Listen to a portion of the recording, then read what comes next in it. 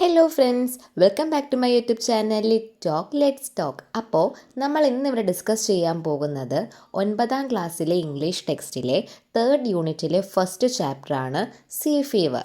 ഇതൊരു കവിതയാണ്. ജോൺ മേസ്ഫീൽഡാണ് എഴുതിയിരിക്കുന്നത്. ഈ സീ ഫീവർ എന്ന് പറയുന്നത് ആക്ച്വലി ഒരു ഫ്രേസാണ്. കടലിനോട് ചേർന്ന് നിൽക്കാൻ ആഗ്രഹം, അതാണ് ഈ സീ ഫീവർ എന്ന ടൈറ്റിൽ കൊണ്ട് ഉദ്ദേശിക്കുന്നത്. നമ്മുടെ പോയറ്റ് ഒരു സെയിലറാണ്, അതായത് ഒരു നാവികനാണ്. ഒരുപാട് യാത്രയും അതിലൂടെ ഒരുപാട് എക്സ്പീരിയൻസും കിട്ടിയ ഒരാളാണ് നമ്മുടെ പോയറ്റ്. കടലിൽ കൂടെയും ദിവസങ്ങളോളം യാത്ര ചെയ്യുകയും അതിൻ്റേതായിട്ടുള്ള അനുഭവങ്ങൾ എക്സ്പീരിയൻസുകളും ഒക്കെ ഉള്ള ഒരു വ്യക്തിയാണ് ആര്? നമ്മളുടെ പോയറ്റ്. ഒരുപാട് വർഷങ്ങൾക്ക് ശേഷം വീണ്ടും കടലിലേക്ക് പോകാനുള്ള ആഗ്രഹമാണ് ഈ ഫ്രേസ്. ഏത് ഫ്രേസ്? സീ ഫീവർ എന്ന പോയത്തിൻ്റെ ടൈറ്റിലായ ഫ്രേസ് കൊണ്ട് ഉദ്ദേശിക്കുന്നത്. സോ നമുക്ക് പോയത്തിലേക്ക് പോകാം. എന്താണ് ഫസ്റ്റ് സ്റ്റാൻസയിൽ പറയുന്നതെന്ന് നോക്കാം. ഏകാന്തമായി നിൽക്കുന്ന കടലിലേക്കും ആകാശത്തിലേക്കും എനിക്ക് ഒരിക്കൽ കൂടെ പോകണം. ആ ഒരു യാത്രയിലേക്ക് എനിക്ക് എന്ത് ചെയ്യണം? നിർബന്ധമായും പോകണം. അങ്ങനെ ഒരു ആഗ്രഹം പ്രകടിപ്പിച്ചുകൊണ്ടാണ് ഈ ഒരു സ്റ്റാൻസ അല്ലെങ്കിൽ ഈ ഒരു പോയം സ്റ്റാർട്ട് ചെയ്യുന്നത്. കാറ്റിൻ്റെ ഗതിക്കനുസരിച്ച് നീങ്ങുന്ന വലിയ കപ്പലും അതേപോലെ സ്റ്റാർസ്, നക്ഷത്രങ്ങൾ. അതെന്തിനാന്ന് ചോദിച്ചാൽ, വടക്ക് നോക്കി യന്ത്രം ഇല്ലാതിരുന്ന കാലത്ത് നക്ഷത്രങ്ങൾ നോക്കിയായിരുന്നു കടലിൽ യാത്ര ചെയ്ത ആൾക്കാർ ദിക്കറിയുന്നത്. അതുകൊണ്ട് എന്താ പറഞ്ഞത്? കാറ്റിൻ്റെ ഗതിക്കനുസരിച്ച് നീങ്ങുന്ന വലിയ കപ്പലും അതേപോലെ സ്റ്റാർസും എന്നെ നയിക്കാനായിട്ട് എനിക്ക് വേണം. ഇവിടെ ആ ലൈനിൽ ഹർ എന്നുദ്ദേശിക്കുന്നത് ഷിപ്പിനെയാണ്. ഷിപ്പിനെ ഒരു സ്ത്രീയായി പറയുന്നു. അതേപോലെ ഷിപ്പ് മുമ്പോട്ട് നീങ്ങുമ്പോഴുള്ള ഷിപ്പിൻ്റെ വീലിൻ്റെ ഇളക്കത്തെ പറ്റിയും കാറ്റിൻ്റെ സംഗീതത്തിനെ പറ്റിയും, മുന്നോട്ട് പോകുമ്പോൾ വീലിൻ്റെ ഇളക്കം അനുസരിച്ചിട്ട് കടലിൽ വെള്ളപ്പതകൾ ഉണ്ടാകുന്നു, അതിനെപ്പറ്റിയും ഇവിടെ പറയുന്നു. കടലിൻ്റെ മുഖത്തിനെ ചാരനിറത്തിലുള്ള മുഖമെന്ന് പറയുന്നു. അതായത് അതിരാവിലെ മഞ്ഞിൽ മൂടിക്കിടക്കുന്ന കടലിനെ പറ്റിയാണ് ഇവിടെ പറയുന്നത്. ഒരു അഡ്വഞ്ചറായിട്ട് നമുക്ക് ആ ഒരു ഗ്രേ കളറിനെ മീൻ ചെയ്യാൻ കഴിയും. ചാരനിറത്തിലുള്ള കടലിനെ കാണുന്നെന്ന് പറയുമ്പോൾ പ്രഭാതവും എങ്ങനെ തന്നെയായിരിക്കും? മഞ്ഞുകൊണ്ട് മൂടിയ പ്രഭാതമായിരിക്കും. അതിനെയും ചാരനിറമായിട്ടാണ് പറയുന്നത്. ഇതാണ് ഫസ്റ്റ് സ്റ്റാൻസ പറയുന്നത്. ഓക്കെ, ഇനി സെക്കൻഡ് സ്റ്റാൻസയിൽ എന്താ പറയുന്നത് നോക്കാം. രണ്ടാമത്തെ സ്റ്റാൻസയിലും നമ്മൾ ആദ്യം പറഞ്ഞ സ്റ്റാൻസയിൽ ഫസ്റ്റ് ലൈൻ തന്നെയാണ് റിപ്പീറ്റ് ചെയ്യുന്നത്.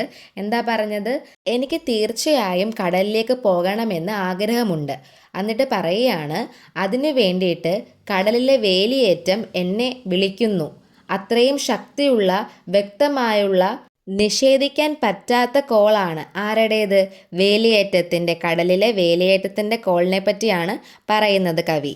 അപ്പോൾ കവി ആവശ്യപ്പെടുകയാണ്, എനിക്ക് യാത്ര ചെയ്യാൻ വേണ്ടി നല്ല കാറ്റുള്ള, അതേപോലെ വെള്ളമേഘങ്ങൾ പറന്നു പോകുന്ന നല്ല അന്തരീക്ഷമുള്ള ഒരു ദിവസമായിരിക്കണം. അതേപോലെ കപ്പൽ മുന്നോട്ട് പോകുമ്പോൾ വെള്ളം എന്താണ്? തെറിച്ച് സൈഡിലേക്ക് പോകുന്നു. അങ്ങനെ പോകുമ്പോൾ ശക്തമായ പത ഉണ്ടാവുകയും അപ്പോൾ സീകൾ, കടൽക്കാക്ക കരയാറുണ്ടെന്നും പറയുന്നു. ഇതാണ് സെക്കൻഡ് സ്റ്റാൻസയിൽ പറയുന്നത്. ഇനി നമുക്ക് തേർഡ് സ്റ്റാൻസയിൽ എന്താ പറയുന്നതെന്ന് നോക്കാം. ഇവിടെയും നമ്മൾ ഫസ്റ്റ് സ്റ്റാൻസയിലും സെക്കൻഡ് സ്റ്റാൻസയിലും കണ്ട ഫസ്റ്റ് ലൈൻ തന്നെയാണ് തേർഡ് സ്റ്റാൻസയിലും റിപ്പീറ്റ് ചെയ്യുന്നത്. എനിക്കെന്താണ്?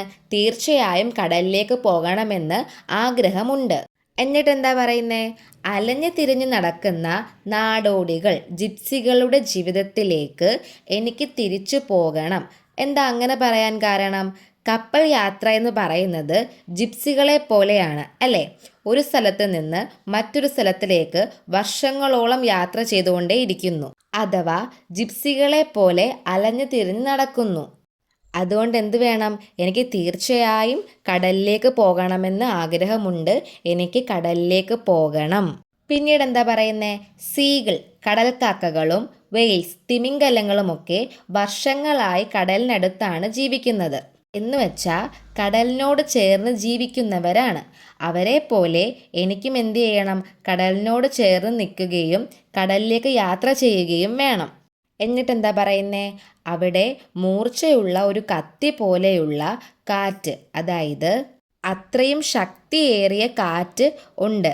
എൻ്റെ കൂടെ യാത്ര ചെയ്യുന്ന വളരെ ചിരിച്ചിരിക്കുന്ന എൻ്റെ സഹയാത്രികരോട് കടലിൻ്റെ കെട്ടുകഥകൾ ചോദിച്ചറിയാൻ എനിക്ക് വളരെ ഇഷ്ടമായിരുന്നു എന്ന് കവി പറയുന്നു. എന്നിട്ടോ കടലിൽ യാത്ര ചെയ്യുമ്പോൾ ഒരുപാട് ഡ്യൂട്ടീസ് ഉണ്ടാവും അല്ലേ? സോ ആ ഡ്യൂട്ടിയൊക്കെ കഴിഞ്ഞതിന് ശേഷം ശാന്തമായി മനോഹരമായി സ്വപ്നം കണ്ട് ഉറങ്ങാൻ എനിക്കെവിടേക്ക് പോകണം? വീണ്ടും തീർച്ചയായും നിർബന്ധമായും കടലിലേക്ക് തിരിച്ചു പോകാൻ ആഗ്രഹമുണ്ടെന്നാണ് കവി പറഞ്ഞു വെക്കുന്നത്. നമ്മുടെ ഈ പോയത്തിലെ 3 സ്റ്റാൻസയിലും ഫസ്റ്റ് സ്റ്റാൻസയിൽ ഉണ്ടായിരുന്ന ലൈൻ സെക്കൻഡ് സ്റ്റാൻസയിലും തേർഡ് സ്റ്റാൻസയിലും റിപ്പീറ്റ് ചെയ്യുന്നുണ്ടായിരുന്നു. അങ്ങനെ റിപ്പീറ്റ് ചെയ്യുന്നതിനെ നമ്മൾ റിഫ്രൈൻ എന്ന് പറയും. സോ അത്രയുള്ള ഈ ഒരു പോയം എന്ന് പറയുന്നത് നിങ്ങൾക്ക് മനസ്സിലായിട്ടുണ്ടെന്ന് വിശ്വസിക്കുന്നു. എന്തെങ്കിലും ഡൗട്ട്സ് ഉണ്ടെങ്കിൽ കമൻറ്റ് ബോക്സിൽ ചോദിക്കുക. ഈ ഒരു പോയത്തെ ബേസ് ചെയ്തുള്ള ക്വസ്റ്റ്യൻസ് നമ്മൾ ഉടനെ അപ്ലോഡ് ചെയ്യുന്നതായിരിക്കും. അതേപോലെ എൻ്റെ ക്ലാസ്സൊക്കെ നിങ്ങൾക്ക് യൂസ്ഫുൾ ആണെങ്കിൽ ഇഷ്ടപ്പെടുന്നുണ്ടെങ്കിൽ സബ്സ്ക്രൈബ് ചെയ്യുക, സപ്പോർട്ട് ചെയ്യുക, ഷെയർ ചെയ്യുക. താങ്ക്